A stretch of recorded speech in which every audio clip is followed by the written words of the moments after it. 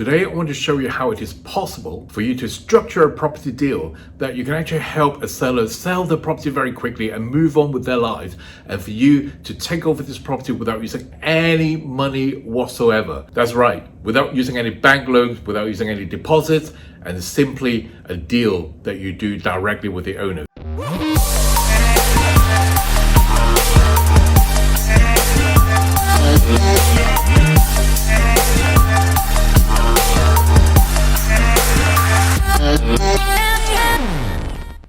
So let's just talk about the deal maker model. Firstly, you need to have direct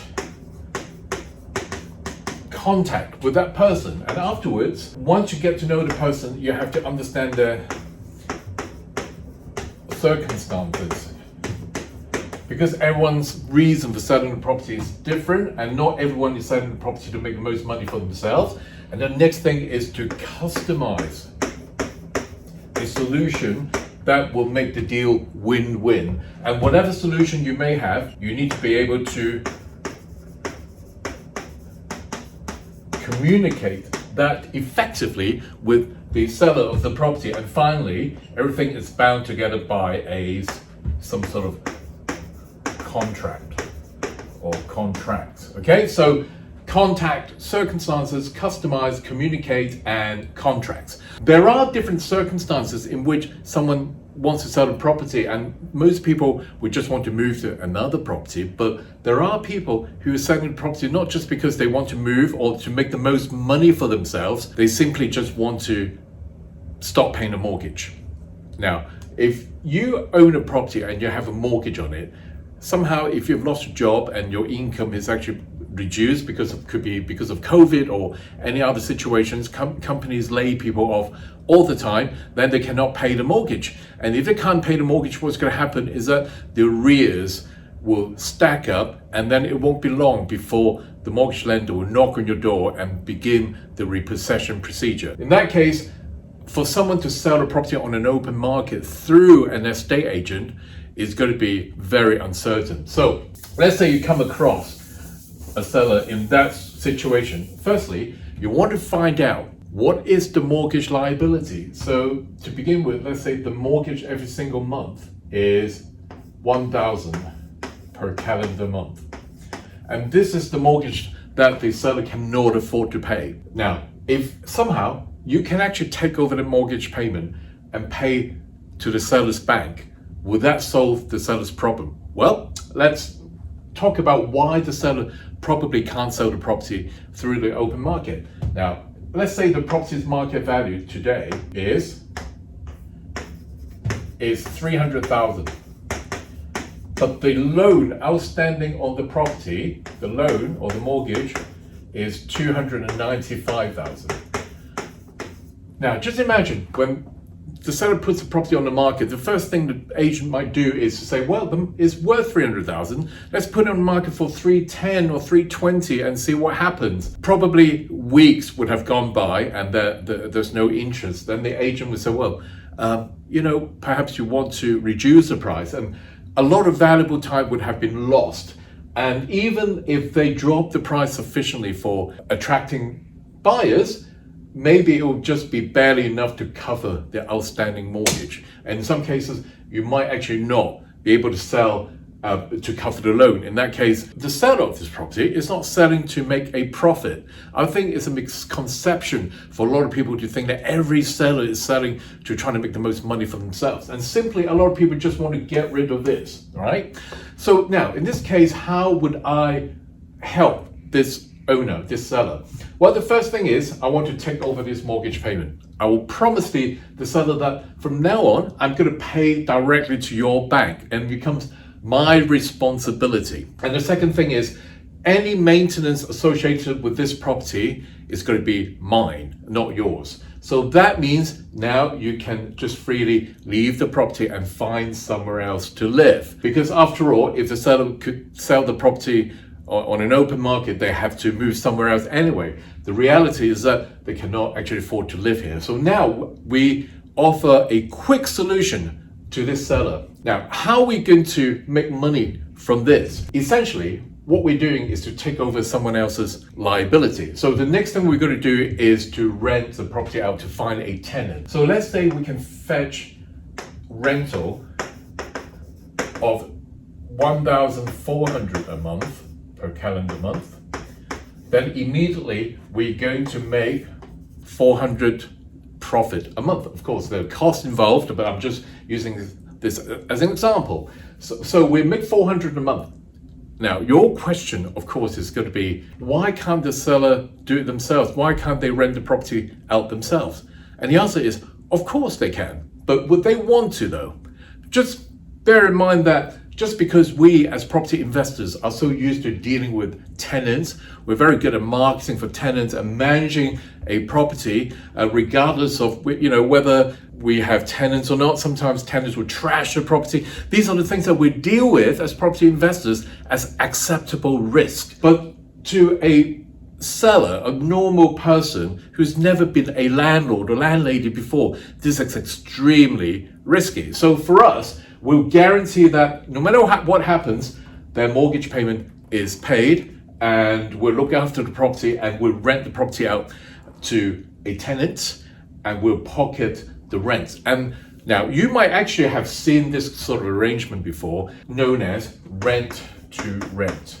So rent to rent is when you rent a property from someone and you sublet it to someone else for a higher amount, that profit becomes your profit. Now, for me, rent to rent is really not a good strategy.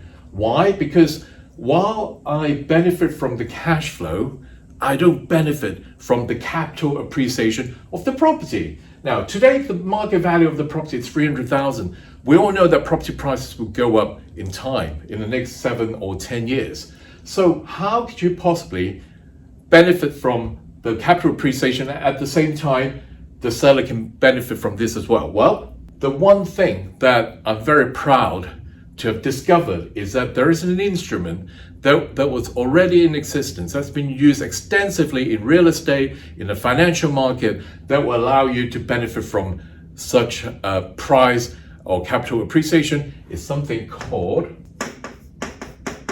option. So what is an option? You might have heard of futures and options. You've seen it in the financial market. In fact, options have been used very widely throughout the world in real estate, in land development and commercial development. And it's something that is very applicable in this situation. So what is an option? An option grants me the right, but not the obligation. Right? The right, but not the obligation to buy a property at a price that we agree today. So what sort of price? Well, it could be any price. It could be just as long as it actually at least covers the seller's loan today. Well, let's say 300,000. So the price is, let's say 300,000 for a duration of time. Now, so what we want to find out is how long has the seller's mortgage left to run. If we say that there is maybe 15 years or 10 years, obviously we want to get as long an option period as possible. But let's assume that the option period is just 10 years. That means during the next 10 years, I will pay the seller's mortgage every single month, and bear in mind that the seller's mortgage will reduce over time. And when we exercise the option to buy, we can buy the property for 300,000. So let's say the property actually goes up in value after 7 years. So after 7 years, the property actually goes up to, let's say, 500,000.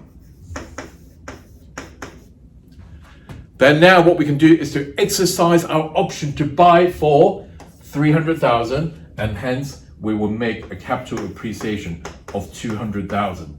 Now, when we buy the property for 500,000, and so we exercise the option to buy for 300,000, then the seller's mortgage loan would have reduced and the seller can get their profit then. So that means for the duration of this option period, the seller has a vested interest in this property. So in other words, we are kind of like doing a joint venture together without having any need for a mortgage or a deposit or any money, because the terms, these are all the terms that we agreed would go into a contract. So we talked earlier about, contact, circumstance, customize, communicate, and contract. So when all these terms would go into some contracts that are completely legal, and to make sure that we do it with solicitors, with lawyers, then the whole deal is actually watertight and it becomes a win-win situation. And this strategy is known as a lease option, right? Lease option. So we have a lease on a property to make sure, in this case, we pay the seller's mortgage every single month, and our obligation is to maintain the property, and we have an option to buy that is fixed for a duration of X number of years, 5, 10, or 15 years. The longer the period, the better it is. And this is a win-win deal. Now, I want you to think about this. If you no longer have to use any mortgages to buy property, then how many deals do you think you can do? Well, then you might ask, well, how many sellers are in this sort of situation? I want you to think about what is happening in the world right now. Do you think there are a lot of homeowners who are struggling to pay the mortgage because they might have lost their jobs, because of redundancies, because of COVID, and they can't sell the property quickly enough? And repossession or foreclosure happens on a daily basis.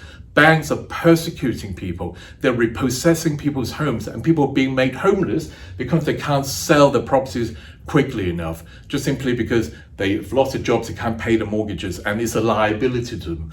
Just remember, what's a liability to someone could be your asset, and you can turn a deal into win-win. So lease option is one of the strategies that you can actually help a lot of these homeowners.